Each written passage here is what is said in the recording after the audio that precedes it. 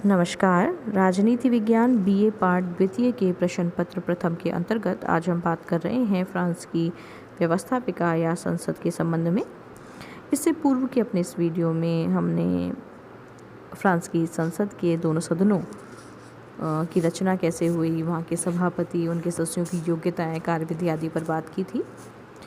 आज के अपने इस वीडियो में हम फ्रांस की संसद के कार्य और शक्तियाँ क्या हैं, उनके दोनों सदनों के आपसी संबंध क्या हैं, इन सब पर बात करेंगे।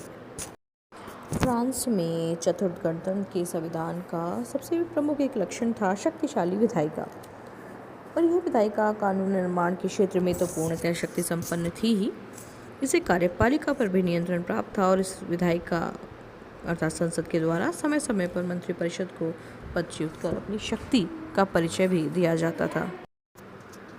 इस शक्तिशाली विधायिका का घातक अस्थायित्व के रूप में सामने आया, इसलिए पंचम गणतंत्र के संविधान का सबसे प्रमुख उद्देश्य इस राजनीतिक अस्थायित्व को दूर करना था। इसलिए इस संविधान द्वारा एक शक्तिशाली राष्ट्रपति और उसकी तुलना में एक निर्बल संसद की व्यवस्था की गई। यद्यपि चतुर्थ गणतंत्र की तुलना में पंचम गणतंत्र की संसद बहुत निर्बल है, लेकिन फिर भी यह राष्ट्र की सर्वोच्च विधि निर्मात्री संस्था है और इस रूप में उसे पर्याप्त शक्तियां भी प्राप्त हैं। इन शक्तियों को हम विभिन्न बिंदुओं की सहायता से समझ सकते हैं। जैसे पहला उसका विधि निर्माण संबंधी कार्य है।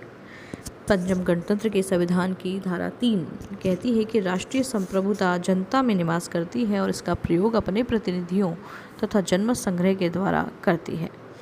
इस प्रकार संप्रभुता जनता में निहित है और जनता इसका प्रयोग अपने प्रतिनिधियों के द्वारा करती है और जनता के प्रतिनिधियों का स्थान संसद ही है। इस तरह देश की संप्रभुता कहीं ना कहीं संसद में निहित है। संसद को राष्ट्र के प्रशासन के लिए विधि निर्माण का अधिकार है, लेकिन इस संबंध में पंचम गणतंत्र की संसद ब्रिटिश संसद के समान सर्वशक्तिशाली नहीं है। संविधान के अंतर्गत उन विषयों की सूची प्रदान की गई है जिन पर संसद कानून निर्माण कर सकती है और शेष विषय कार्यपालिका द्वारा अध्यादेश और आज्ञप्तियों के द्वारा जारी करने पर छोड़ दिए गए हैं। इसके द्वारा नागरिक स्वतंत्रताओं और राष्ट्रीयता से संबंधित प्रश्नों, अपराध और दंड, करारोपण, निर्वाचकीय प्रबंधों और निजी संपत्ति के राष्ट्रीयकरण आदि से उत्पन्न प्रश्नों पर कानून का निर्माण किया जा सकता है। इसके अतिरिक्त शिक्षा, स्थानीय स्वशासन, रक्षा, दलीय संबंधों और सामाजिक एवं श्रमिक मामलों पर कानून के सिद्धांतों का निर्धारण भी किया जा सकता है, लेकिन इन विषयों पर विस्तार की बातों को निर्धारित करने की शक्ति कार्यपालिका को ही प्राप्त है। इसके अतिरिक्त अन्य विषयों पर नियम का निर्माण कार्यपालिका के द्वारा आज्ञप्तियों और अध्यादेशों के माध्यम से ही किया जाता है। साथ ही इन पहले बताए गए इन सभी विषयों पर भी संसद की कानून निर्माण की शक्ति धारा 16 और धारा 38 द्वारा सीमित कर दी गई हैं। धारा 16 कहती है कि कार्यपालिका संकट काल में उन विषयों पर कानून निर्माण कर सकती है जो संविधान के द्वारा संसद को सौंपे गए हैं, और धारा 38 कहती है कि शासन को अनुमति देती है कि वह संसद से आग्रह करे कि संविधान द्वारा कानून के लिए संसद को सौंपे गए विषयों पर कानून निर्माण की शक्ति निश्चित समय के लिए शासन को प्रदान करें। संसद की कानून निर्माण की शक्ति पर एक अन्य महत्वपूर्ण प्रतिबंध वहाँ जनमत संग्रह का भी है। संविधान की धारा 11 के अनुसार राष्ट्रपति कुछ विशेष विषयों से संबंधित विधेयकों को मंत्रिमंडल अथवा संसद के दोनों सदनों के संयुक्त प्रस्ताव पर जनमत संग्रह के लिए भेज सकते हैं, और जनमत संग्रह में बहुमत द्वारा विधेयक का समर्थन किए जाने पर वे सामान्य विधि की भांति उसकी घोषणा करता है। फ्रांस की संसद का दूसरा महत्वपूर्ण कार्य संविधान संशोधन संबंधी है। संविधान की धारा 82 में संवैधानिक संशोधन के लिए जिन दो पद्धतियों का वर्णन किया गया है, उन दोनों के अनुसार ही संसद को संवैधानिक संशोधन में महत्वपूर्ण भूमिका प्राप्त हो जाती है। प्रथम पद्धति के अनुसार राष्ट्रपति के द्वारा संसद में प्रस्तावित संशोधन विधेयक संसद के दोनों सदनों द्वारा 3/5 बहुमत से पारित किया जाना चाहिए। द्वितीय पद्धति के अनुसार प्रधानमंत्री के प्रस्ताव पर राष्ट्रपति या संसद का कोई सदस्य संशोधन विधेयक प्रस्तावित कर सकता है। यदि इसे संसद के दोनों सदन पारित कर दें एवं जनमत संग्रह में निर्वाचकों का बहुमत भी इसे स्वीकार कर ले तो ये संविधान का अंग बन जाता है। इस प्रकार संसद की संवैधानिक संशोधन में महत्वपूर्ण भूमिका है, लेकिन यह बात भी तथ्य है कि अकेली संसद ही संविधान में मनचाहा संशोधन भी नहीं कर सकती। देश की सर्वोच्च सत्ता होने के नाते फ्रांसीसी संसद को राष्ट्रीय वित्त पर पूर्ण अधिकार। संसद द्वारा वार्षिक बजट पारित किए जाने पर ही शासन द्वारा आय व्यय से संबंधित कोई कार्य किया जा सकता है। संसद इस बात का निर्णय करती है धनों से आवश्यक धनराशि प्राप्त की जाए और उसे किस प्रकार से व्यय किया जाए। साथ ही अन्य संसदों की भांति ही फ्रांसीसी संसद भी प्रशासन संबंधी नीति निर्धारण करती है और प्रत्यक्ष या अप्रत्यक्ष रूप से राष्ट्रीय प्रशासन पर नियंत्रण रखती है।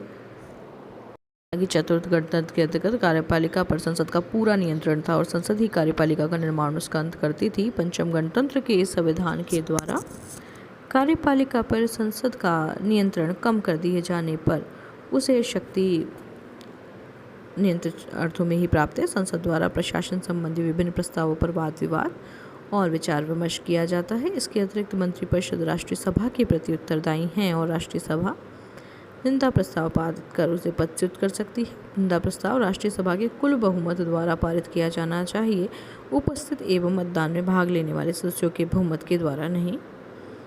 संसद को वैदेशिक संबंधों के संचालन के विषय में भी शक्ति प्राप्त है। अंतर्राष्ट्रीय संधियों का अनुसमर्थन और युद्ध की घोषणा संसद के द्वारा ही की जाती है। इसके अतिरिक्त संसद के दोनों सदनों को राष्ट्रपति के विरुद्ध महाभियोग प्रस्तावित करने का अधिकार भी प्राप्त है। यदि संसद के दोनों सदनों द्वारा पृथक पृथक अपने कुल बहुमत से दोषारोपण प्रस्ताव पारित कर दिया जाए तो इसकी जांच उच्च न्यायालय द्वारा होनी चाहिए और इस उच्च न्यायालय के सदस्यों को संसद के दोनों सदनों द्वारा बराबर की संख्या में नियुक्त किया जाता है। इस तरह पंचम गणतंत्र के संविधान के द्वारा निर्बल विधायिका को अपना आदर्श बनाए जाने पर भी संसद को पर्याप्त शक्तियाँ और अधिकार प्राप्त हैं। फ्रांस के तृतीय, चतुर्थ और पंचम गणतंत्र में फ्रांस की संसद के दोनों सदनों के पारस्परिक संबंध हमेशा परिवर्तित होते रहे हैं। जैसे तृतीय गणतंत्र में दोनों सदनों के नाम प्रतिनिधि सभा और सीनेट थे, जिसमें सीनेट को प्रतिनिधि सभा के समान ही शक्तियां प्रदान की गई थी। तृतीय गणतंत्र में सीनेट पर्याप्त शक्तिशाली और प्रतिनिधि सभा के लगभग समकक्ष था।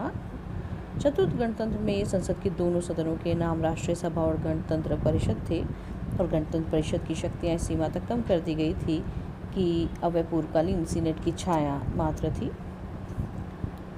संसद के दोनों सदनों के पारस्परिक संबंध के विषय में पंचम गणतंत्र के संविधान द्वारा कुछ परिवर्तनों के साथ तृतीय गणतंत्र की स्थिति को ही अपनाया गया।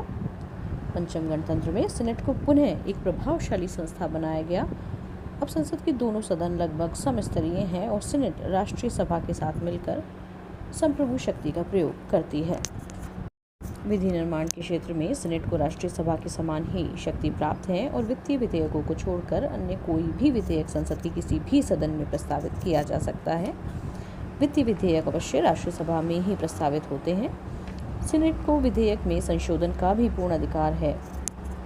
चतुर्थ गणतंत्र के अंतर्गत गणतंत्र परिषद किसी विधेयक के संबंध में केवल 2 महीने तक ही विलंब कर सकती थी, लेकिन अब यदि किसी विधेयक पर सीनेट राष्ट्रीय सभा से सहमत न हो तो राष्ट्रीय सभा सरकार के चाहने पर ही अंतिम निर्णय ले सकती है, अन्यथा नहीं।